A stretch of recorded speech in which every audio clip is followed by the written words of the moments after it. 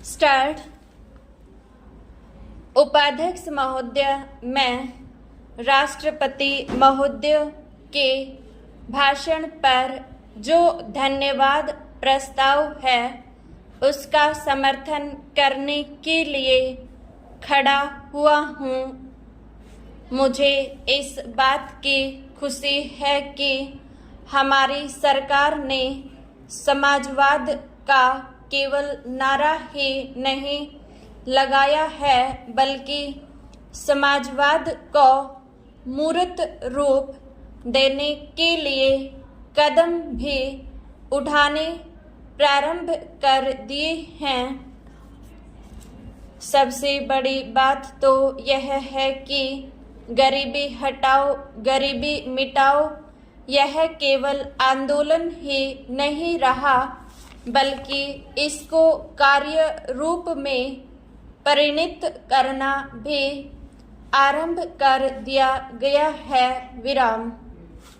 इसके लिए मैं अपने प्रधानमंत्री को जितना भी धन्यवाद दूं वह थोड़ा ही है। मुझे आपसे यह भी कहने का साहस हो रहा है कि सरकार ने इस समय हमारे पहाड़ी क्षेत्रों को पूर्ण राज्य का दर्जा दे दिया है। आज तक तो वे बिल्कुल पिछड़े हुए थे। मैं आपसे यह कहने का भी साहस कर रहा हूँ कि पहाड़ी और सीमा के क्षेत्रों को राज्य का अधिकार तो दे ही दिया गया है, उनको यह अवसर भी दिया गया है कि वे अपने पिछड़े हुए इलाकों को उन्नत बनाने के लिए स्वयं प्रयत्न करें और अपने पैरों पर खड़े हों। लेकिन मुझे बड़े दुख के साथ आपके सामने यह कहना पड़ रहा है कि हमारे उत्तर प्रदेश के जो पहाड़ी जिले हैं वे आज भी बहुत ज़्यादा पिछड़े हुए हैं और उनको कोई देखने वाला नहीं है।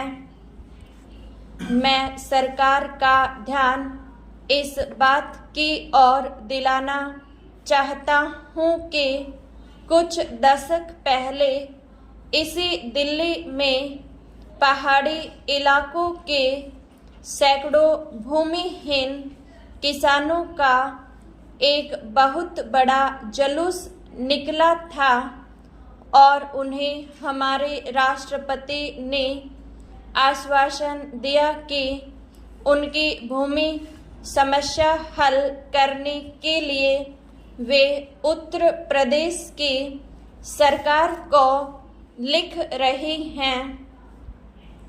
लेकिन आपको सुनकर आश्चर्य होगा कि कई वर्ष बीत गए हैं किंतु एक चप्पा भूमि भी किसी भूमिहीन को आज तक नहीं दी गई है।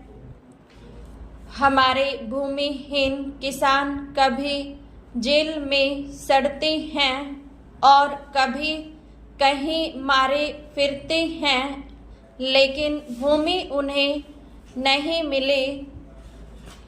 इसी प्रकार मैं आपको यह भी बता देना चाहता हूँ कि एक बार हमारे मुख्यमंत्री जी ने भी लिखा था कि हमारे उत्तर प्रदेश के जो पहाड़ी जिले हैं वे पूरी तरह से पिछड़े हुए हैं।